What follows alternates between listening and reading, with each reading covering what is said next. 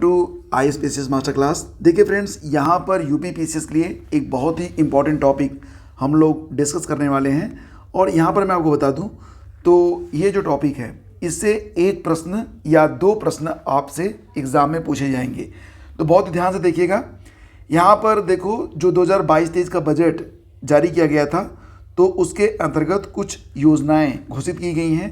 Exam में आपसे पूछा जाएगा कि अमुक योजना का संबंध किस उद्देश्य के लिए किया गया है, या फिर कितनी धनराशि आवंटित की गई है, इसका टारगेट क्या है, वगैरह वगैरह।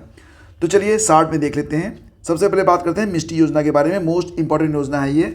तो केंद्रीय बजट 2023-24 में घोषित मिष्टी यानी कि समुद्री आवास और परियोजना के लिए मैंग्रोव योजना के तहत भारत के समुद्र तटीय और साल्ट पैन भूमि पर मैंग्रोव की सुविधा प्रदान करता है। मैंग्रोव के बारे में आप लोग जानते होंगे।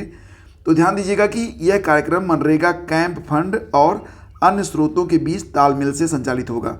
तो ये बहुत ही इंपॉर्टेंट है। फिर हम लोग आगे बढ़ते हैं और आपका जो अगला पॉइंट है उसको देखिए। PM विश्वकर्मा कौशल सम्मान यानी कि PM विकास। तो पहली बार विश्वकर्मा के लिए बजट में सहायता पैकेज की संकल्पना जो है बनाई गई है, और इस नई योजना के तहत वे अपने उत्पादों की गुणवत्ता, पैमाने और पहुंच में सुधार लाने, उन्हें MSME वैल्यू चेन के साथ एकीकृत होने में सक्षम बनाएगा। तो इसमें देखिए लाभ किसको मिलेगा? SC ST OBC महिला, EWS और कमज़ोर वर्गों को इसमें जो है फ़ायदा मिलेगा। फिर जो अगली योजना है वो है कृषि हेतु डिजिटल पब्लिक इंफ्रास्ट्रक्चर। एग्ज़ाम में ये पूछा जाएगा कि ये जो बजट 2023-24 में घोषित डिजिटल पब्लिक इंफ्रास्ट्रक्चर का संबंध किससे है?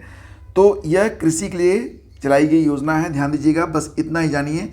और इसी के साथ आगे बढ़ते हैं। कृषि वर्धक निधि के बारे में बात करते हैं, यानी कि एग्रीकल्चर एक्सेलरेटर फंड के बारे में।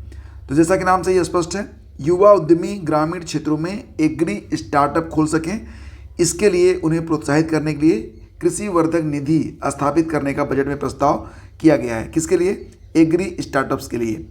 नेक्स्ट है आपका आत्मनिर्भर बागवानी स्वच्छ पौध कार्यक्रम। तो ये भी कार्यक्रम काफ़ी इंपॉर्टेंट है।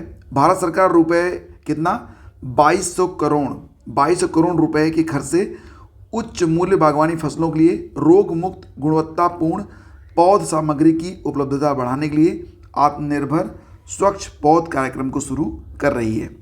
नेक्स्ट है आपका मिलेट के लिए वैश्विक केंद्र अन्नश्री। ठीक है, तो भारत दुनिया में श्री अन्न में ज्वार, रागी, बाजरा, कुट्टू, रामदाना, कंगनी, कुटकी, कोदो सारे मोटे अनाज आते हैं।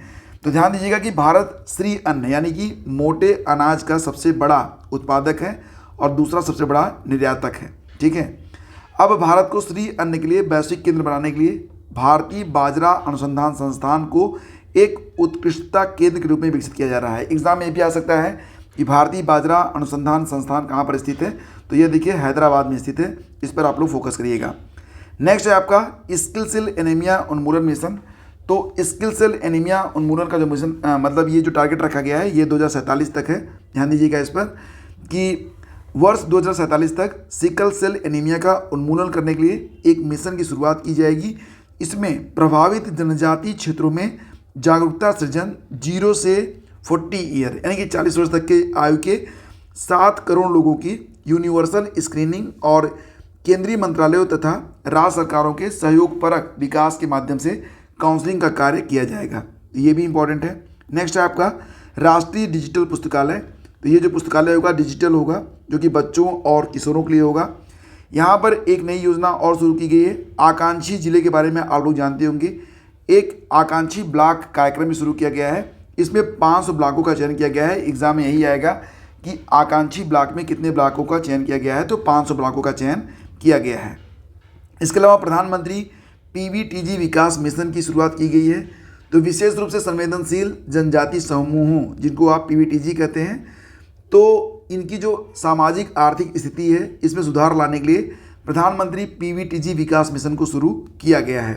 ठीक है, इसमें क्या होगा, जो PVTG परिवार हैं और उनके जो पर्यावास हैं उनको सुरक्षित आवास, स्वच्छ पेयजल और स्वच्छता, शिक्षा, स्वास्थ्य और पोषण, सड़क तथा दूरसंचार संपर्कता और संधारणीय आजीविका के अवसरों जैसी बुनियादी सुविधाएं पूरी तरह से उपलब्ध करवाई जाएंगी। तो ये इसका लक्ष्य है जिसके लिए 15,000 करोड़ रुपए आवंटित किए गए हैं। नेक्स्ट है आपका शहरी अवसंरचना विकास निधि। तो देखिए ये भी काफ़ी इंपॉर्टेंट है, शहरी अवसंरचना विकास निधि। ठीक है, तो फ्रेंड्स यहाँ पर RIDF की तरह प्राथमिकता प्राप्त क्षेत्र उधारी न्यूनता के उपयोग के माध्यम से शहरी अवसंरचना विकास निधि की स्थापना की जाएगी, यानी कि UIDF की स्थापना होगी। बस इतना याद रखना आपको। तो ये जो धन आवंटित होगा इसका प्रबंधन कौन करेगा? राष्ट्रीय आवास बैंक इसका प्रबंधन करेगा और प्रतिवर्ष कुल 10,000 करोड़ रुपए इसके लिए आवंटित किए जाएंगे। बात करते हैं PM प्रमाण योजना के बारे में। तो पृथ्वी के पुनरुद्धार, इसके प्रति जागरूकता, पोषण और सुधार हेतु प्रधानमंत्री कार्यक्रम राज्यों और संघ राज्य क्षेत्रों को रासायनिक उर्वरकों के संतुलित प्रयोग तथा इनके स्थान पर वैकल्पिक उर्वरक यानी कि जो ऑप्शनल उर्वरक होते हैं फर्टिलाइजर, उनके उपयोग को बढ़ावा देने के लिए प्रोत्साहित करने के लिए इसे शुरू किया गया है।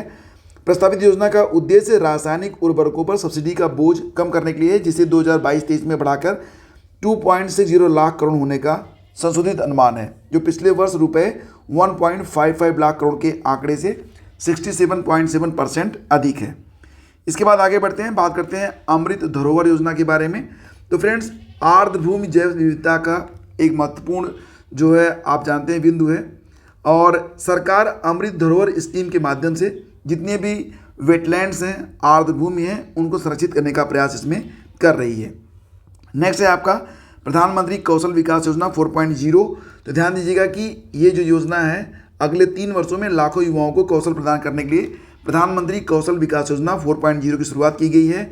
और यह योजना इंडस्ट्री 4.0 जैसे कि coding, AI, robotics, mechatronics, IoT, 3D printing, इसके अलावा ड्रोन और सॉफ्ट स्किल जैसे नए युग के पाठ्यक्रमों को शामिल करेगी।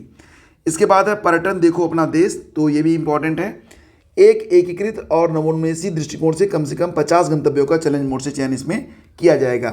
पर्यटक अनुभव को समर्थित करने के लिए प्रत्यक्ष connectivity, virtual connectivity, tourist guide, food street और पर्यटक सुरक्षा के उच्च मानक जैसे पहलुओं के अलावा सभी प्रासंगिक पहलुओं को एक ऐप पर उपलब्ध करवाया जाएगा।